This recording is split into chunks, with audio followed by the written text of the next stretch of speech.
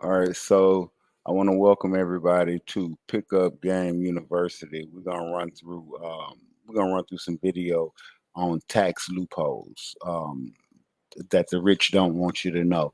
And this Robert Kiyosaki and Tom Wheelwright. These two guys, now these are two of the guys that I've seen where I'm able to go and grab some of their content, break it down, share it with you guys for educational purposes, just to give you guys a better understanding of the things that I'm saying um, from the same perspective and the same lens that I'm viewing these things from.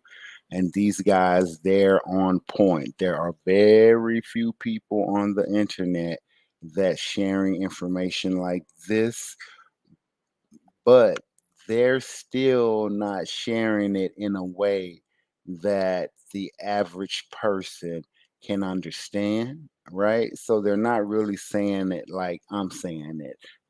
Don't fool with the S Corp, fool with the C Corp. They're saying the same thing without using that verbiage. And so I'm going to take you through this video. This is a part one and a part two series video. Shout out to Millennial Money. Millennial Money. This video is from this is Millennial Money's content and video that I will be breaking down. So I definitely want to shout them out. Um, but of course, under the fair use provision by the Copyright Act. So this is fair use for educational purposes. So I'm going to kind of, you know, again, break down this video um, because again, they're coming from the same perspective that I'm coming from the S corporation versus the C corporation, and I'll narrate. All right, so let's just dive right in. I'm not going to take too much more time. We're going to dive right in. All right, let me go ahead and get it in. But yeah, guys, these two guys, they do a wonderful job. And again, I want to shout out Millennial Money because, you know, the millennial generation are doing things that my generation need to get on the bandwagon and do. And the millennials are my generation's children, right? So we don't want to get old and have to solely rely on our children to care for us. We want to have our own money, right? We want to have our own bread. We don't want to have to solely rely on our children. And guess what? They are already 100 miles and running. You know, they are already 100 miles and running, which is a beautiful thing. It's definitely a beautiful thing. So we're gonna go ahead and get into the video.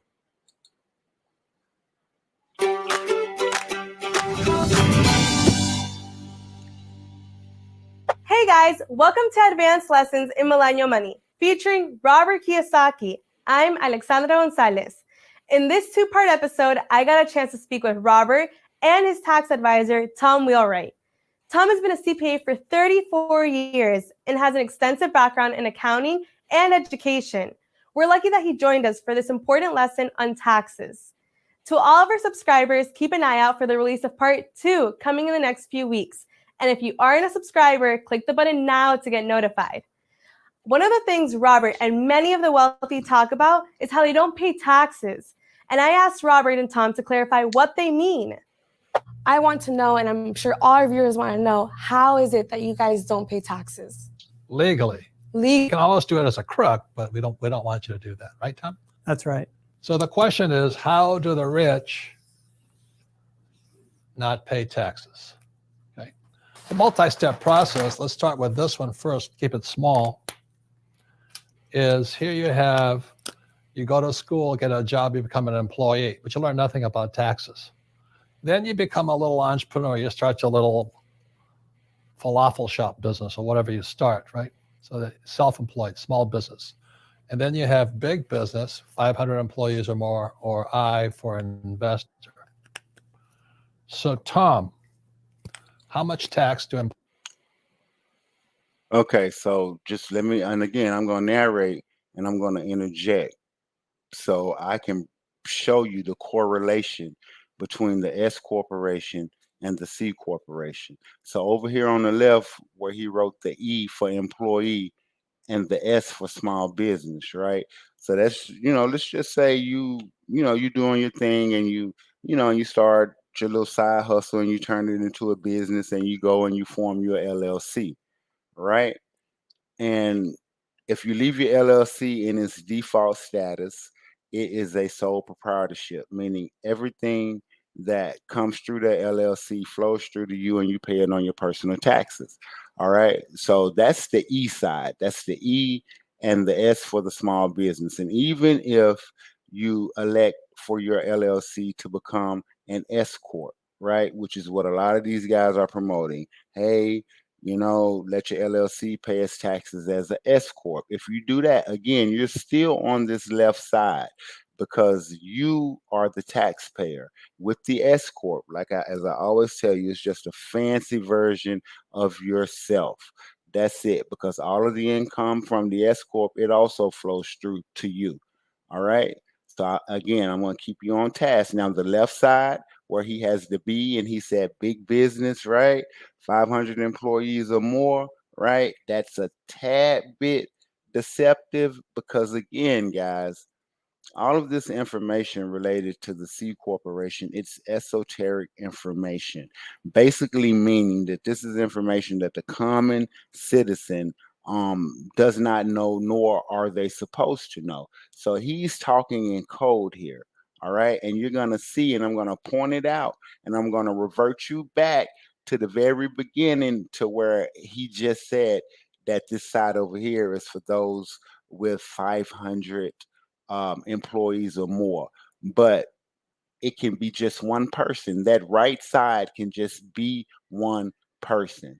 And I'm going to show you and I'm going to point that out to you. Okay. So let me go ahead and get back into the video. employees pay? Well, typically, if they're making a good salary, and this is, by the way, the same rates around the world, typically it's going to be about 40%. 40%. And after the Trump tax cut, did that change much? Not much. It didn't. So if you're I'm going to start my own little business. I'm going to, start my little pizza shop or my coffee shop. How much do these guys pay? Well, now it goes up because you're paying both your share of the taxes plus the employer share of the taxes because you've got both sides. So now it goes up as high as 60%. So when you hear a young person, an old guy like me say, I'm going to start my own business, they don't know anything about taxes, do they? No, and in fact, this is the place where people get in trouble because over here, the money's being taken out of your paycheck. But here, you're responsible for your taxes. And so what happens is that you go, let's say you're successful with your pizza shop, right? All of a sudden, tax time comes around. Oh no, I've spent all my money and I don't have money to pay the taxes. People go out of business real fast here. Well, it is surprising because a lot of the millennials do want to start up their own small little business, right? And what they're not aware of is that they're going to be in the 60% tax bracket. Because taxes are your single largest expense. So if you're going to start your own business, you got to be aware of taxes here. Mm-hmm. Now, Okay, and I just want to interject here for a minute. Now, a lot of people that are currently that have small businesses and that are on the left-hand side, you may say, well, I'm not paying 60% in taxes.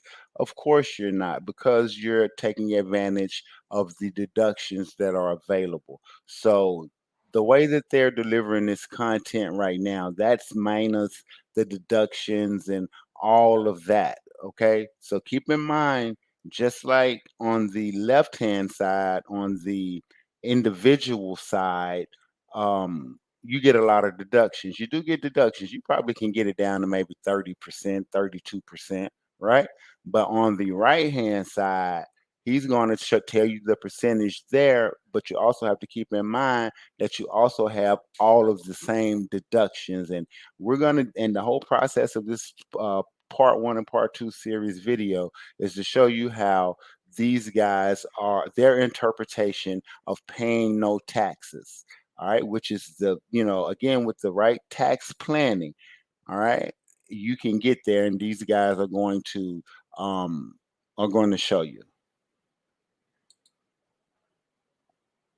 Big business has 500 employees or more. How much do they pay? Typically around the world, about 20%. Now, why is it that big business people pay less than small business? Well, basically, the government wants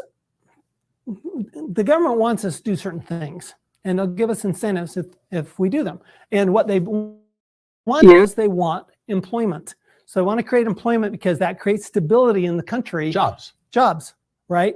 And so the more jobs you create, actually, the more tax benefit you get. Well, look at Amazon right now. They're looking at moving their company. How many tax benefits are they getting? Oh my heavens, they pay very, very little tax. Amazon does, and they pay, you talk about all those different kinds of taxes. Not only do they pay very little income tax, but they're also paying very little sales tax and employment taxes and all those others, because they're getting benefits from multiple types of government: the federal government, the state government, the city government. Is that how Elon Musk started his battery factory in Nevada? Well, yeah. I mean, Elon Musk, he gets huge research and development tax benefits, which, by the way, that's a tax benefit that is available in most countries more than the U.S. Right. So if you're going to stay small, I mean, it's a good place to start, but you're going to really want to come over here eventually. And then the professional investors. See, these guys are passive. These guys invest in stocks, bonds, mutual funds. They save money. They're passive guys. They pay the highest taxes. But how much does a professional investor, like Shark Tank, how much do these guys pay?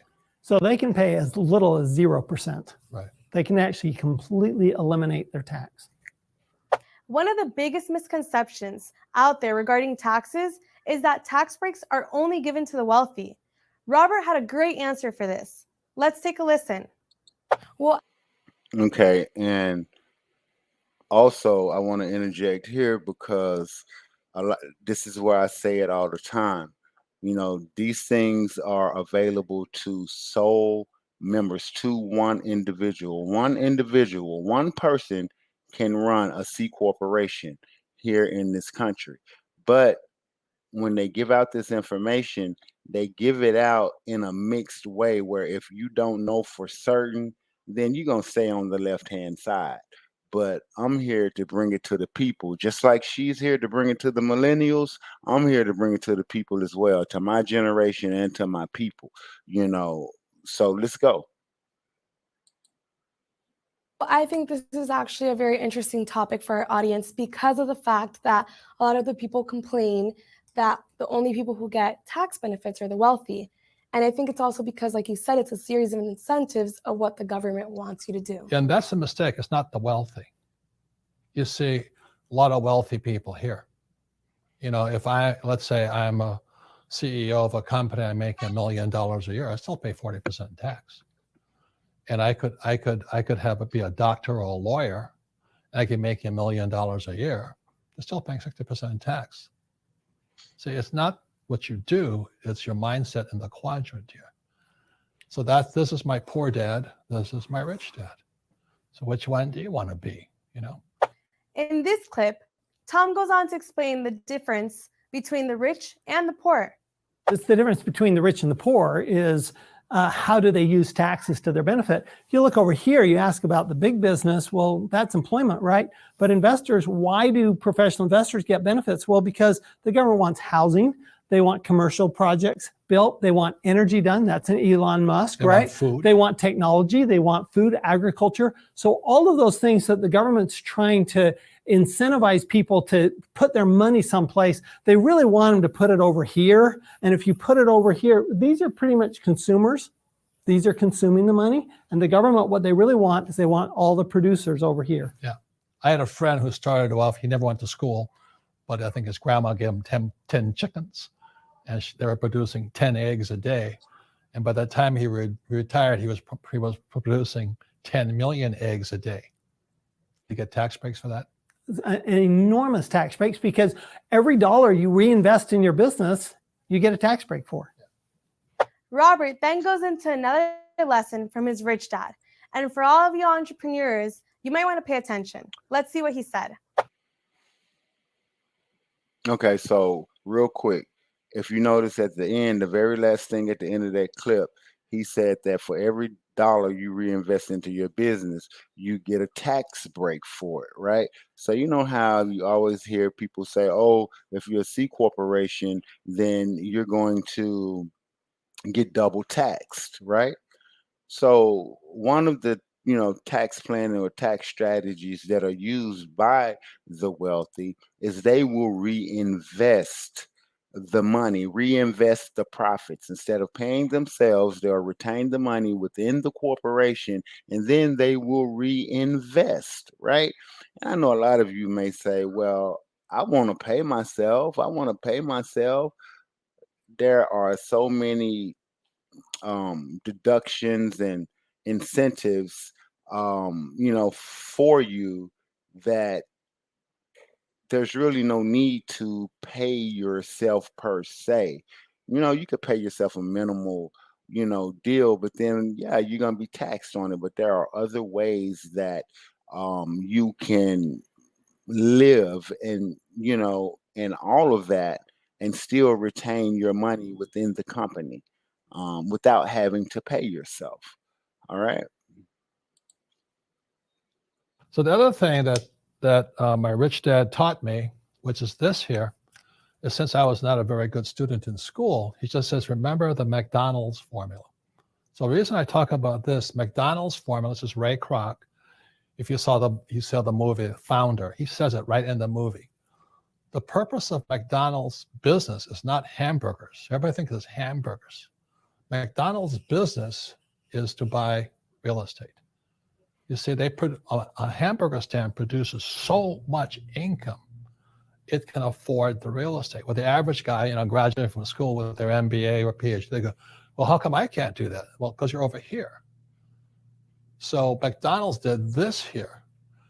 So they had their business, which is hamburgers, bought their real estate. So today, McDonald's owns more real estate than the Catholic Church. Does the Catholic Church get tax breaks too? Enormous tax breaks. They don't pay tax on any of their income. Yeah. So McDonald's competed with the Catholic Church by just building hamburgers and buying real estate. Any comments on that, Tom?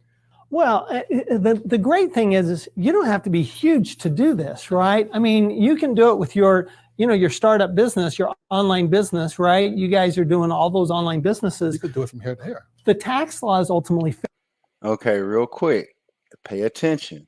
Now you notice he said, oh, you can be over here, over to the right, right? Initially they were saying, oh, big businesses with 500 plus employees. So just continue to pay attention. Fair, because you don't have to be huge in order to take advantage. What you do have to have, though, is the financial education, because you have to behave like these people. If you do what these people do, you get the same tax benefits that they get. The challenge that most people have here is that they don't have any financial education. And so they do everything as if they were up here, and that just gets them in trouble because these guys, that's not where the tax law is built. The tax law is built for these guys over here. Next, Robert talks about using debt to your advantage. Most people think all debt is bad, but little do they know it offers a huge tax benefit. Tom and Robert explain. So I'm going to throw you one more thing. Again, this takes financial education. The number one asset I can use is debt. So the reason I like this place here, and get this. So let's say this is the McDonald's hamburger formula here. So I have $1 from my hamburger business plus $5 of debt. So it gives me $6. What does that mean to you, Tom? Well, it means you're not going to pay very much tax. And it also means you're going to make a lot more money, because what debt does is it accelerates on the plus side. If you know what you're doing, if you got the financial education, right? On the plus side, it accelerates both your income, but it also accelerates your tax benefit. Yeah. So this is my formula here. It's the McDonald's formula, except let's say I have Rich Dad Company. I have more than Rich Dad Company. But Kim and I buy real estate with Ken McElroy and with Tom's guidance. We do all this. because we can leverage up with debt, but good debt, debt that we don't have to pay for. These guys have bad debt, like their house, their car payments, student loans, really horrible debt. But there's good debt on this side. But you can do the same thing this way if you want to. Thank you guys so much for joining us on this video, and I hope you guys loved it just as much as I did. And Okay. All right. Now, that was just a little tad bit. There is a part 2. There is a part 2 to this video, so I want you guys to look for it. All right, I want you guys to, I'll be posting it maybe later today or tomorrow. There is a part 2. All right, and he gets a tad bit more deeper, and I want you guys to pay attention to part 2. So please stay tuned for the next video. Listen, go to the LLC Law Boss and follow me there. Go to Pickup Game University on YouTube. Follow me over there. Go to Reshare Design Agency LLC on Facebook. Follow me there. Y'all just go to my Ernest Banks page, and you should be able to find my pages from there.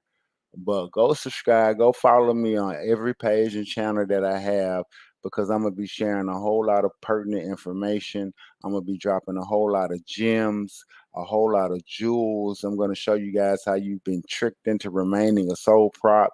Although you formed a legal entity, a LLC or a S Corp, that's what all of this about. I'm going to be talking about the most overlooked facet of asset protection. It's just so many things that I'm about to do. I'm basically about to revolutionize the Black financial industry. You know what I'm saying? And you motherfuckers better give me my flowers where I can smell them. Because when I get through sharing this information, I get through putting my perspective on it, letting you guys know what I know, what I've learned over the last 25 years of doing business. It's going to make you change how you do business. We're going to go from the bottom all the way to the top. You know what I mean? Like I said, this information, this all esoteric information. This is information that the average person is not supposed to know. And it's manipulated in such a way that it almost seems like it's impossible. In order to understand how law works, because all of this is from a legal perspective, all of this is lawful, everything is legal, but you have to be able to think abstractly, right? Like, what do I mean when I say you have to be able to think abstract? You got to be a chess player, right? For those who play chess, know what I'm talking about. When you play chess, you have to really think 3 or 4. You have to look at the board, and you have to think 3 or 4 moves ahead. You have to say, okay, if I move here, then he can move there, and then if he moves there, then bam, I could move that there. And then, you have to do that with each piece that may be available for you to move, right? You have to think about how you're going to open up your ranks and how you're going to move your pieces across the board before you even do them. And then you also have to consider the possibilities of how he can move his pieces. And so chess is a thinking man's game. So you have to be able to think abstractly. Another example, doing math problems in your head, right? We all can memorize math problems, but let's just take 1,294 minus 831. You know what I mean? And to be able to do that in your head as if you were going to do it on paper. You know what I mean? That's another way to practice your abstract thinking. Start with smaller numbers and practice doing them in your head. If you don't want to learn how to play chess, then start with math. Start adding and subtracting in your head. When you're going on a trip, you're going to go to a destination, right? Practice visualizing the path that it's going to take you to get there before you get there. So if you're going to be going down this road or this highway and then entering this exit ramp and going here and there, visualize it. These are mental strengthening games to help strengthen your abstract thinking skills. All right. So I'm going to go ahead and jump off in this video. I appreciate you. I'm gonna be running my Cash App and all of that across because man, y'all are gonna be gaining so much information that you guys are really gonna probably want me to do this more and more and more. You know what I mean? So just being thankful, being grateful. It's a wrap. I'll catch y'all next time.